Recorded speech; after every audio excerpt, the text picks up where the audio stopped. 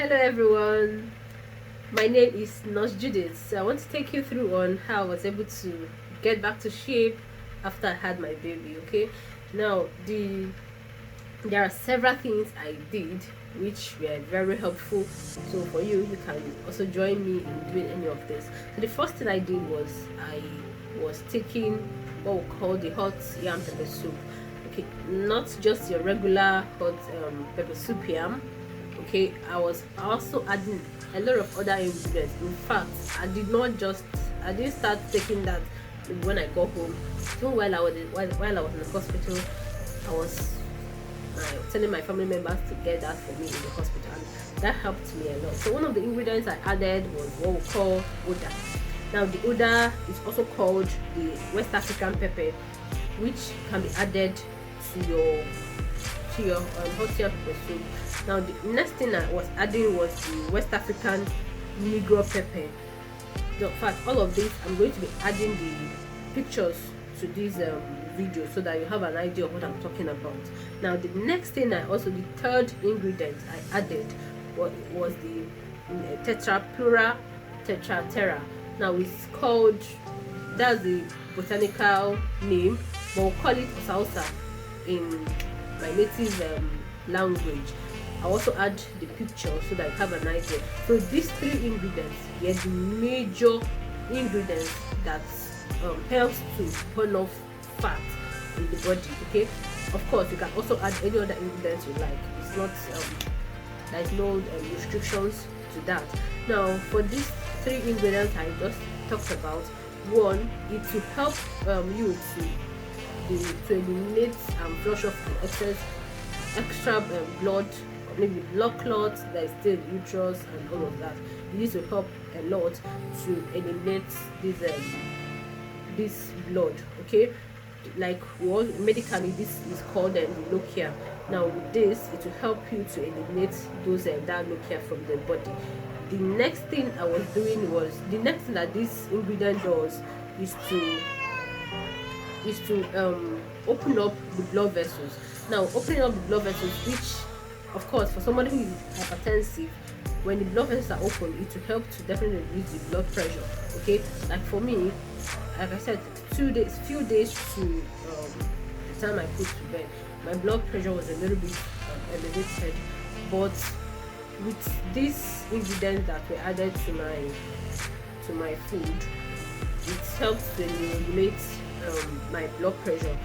Now, in as much as those few days after putting to bed, I was on the antihypertensive, but in fact at this moment I'm no longer on the antihypertensive. In fact, I stopped taking that within 1 to 2 weeks of commencing the antihypertensive. Currently, I'm no longer on any of the antihypertensives. So these ingredients are ingredients that help to regulate the blood pressure. Now it also helps, coming to what we're talking about, the excessive fat in the body. These ingredients will help to eliminate those fats. So not just to be like postpartum the mother who just put to bed. For even a regular individual who wants to lose some fat, of course you can also add this to your diet to help to burn off fat. The next thing I was also doing was I was taking hot water. Now for the hot water, it also helped to open up the blood vessels. That means even like like I mentioned before, the hot yam pepper soup. Of course, you're not going to take this thing cold. You need to ensure that it's a little bit hot, and it's not the kind of hot that will burn your mouth, burn your tongue. No, you don't need to do that. But ensure that it's a little bit hot, that at least you can tolerate, your mouth can tolerate, so it doesn't get burnt. Now, what does hot water do? When you take this, you realize that your blood vessels open up. You can compare this to when you take cold water. When you take cold water, the blood vessels close up, and you realize that you don't even sweat.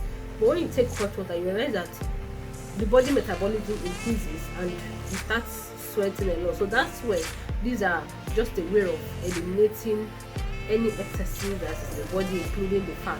And you know that for fat, it's very difficult to burn off subcutaneous fat. So these subcutaneous fats are like those fats that are embedded in the abdominal areas, underarm, on the buttocks. These areas are the major areas that will have all the subcutaneous fat, and that's more reason that these fats are very difficult to burn off. But at least taking this in the morning hours, it will help you to burn off this fat. So the next thing I also did was breastfeeding. In fact, I started the breastfeeding immediately I put to bed. Okay, now what does breastfeeding does is it's very beneficial both to you and to your baby. Now for your baby, of course, a source of immunity to your child, source of nutrients, to food, okay, to your baby. For individuals who want to do exclusive breastfeeding, of course, it's very helpful to them.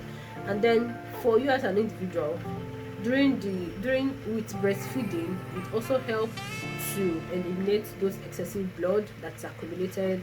The fat are also burnt off, and also even with the contraction, you realize that in your active stage of breastfeeding, when you put your baby to suckle, you realize that you might start contracting, start having some abdominal pains. Okay, so with this abdominal pains, you realize that you are contracting. So that contraction, it will help to put back, returning the uterus back to each pre-gravid stage, and also for you as an individual, it also helps to burn off any of the excessive fat that is in the body. Okay, now for individuals, I've heard a lot of people who said that they don't want to breastfeed their baby because they don't want their breast to fall, or stuff like that. Now the truth is, whether you breastfeed your baby or don't breastfeed your baby, your breast is definitely going to fall. Why? Because for the breast, we have these muscles, what we call the pectoral muscles, that hold the breast to shape, to size, making it firm. But as one advances, as one gets older, you realize that these muscles are getting weaker. In fact, even the natural body gets weaker. And that's the reason why when you check older parents, their skin are a little bit shrinked. Why? Because the muscles are getting weaker. So the same thing also happens to we who are also breastfeeding. So it's not your breast falling is not because you are breastfeeding. Breast falling because you are just advancing.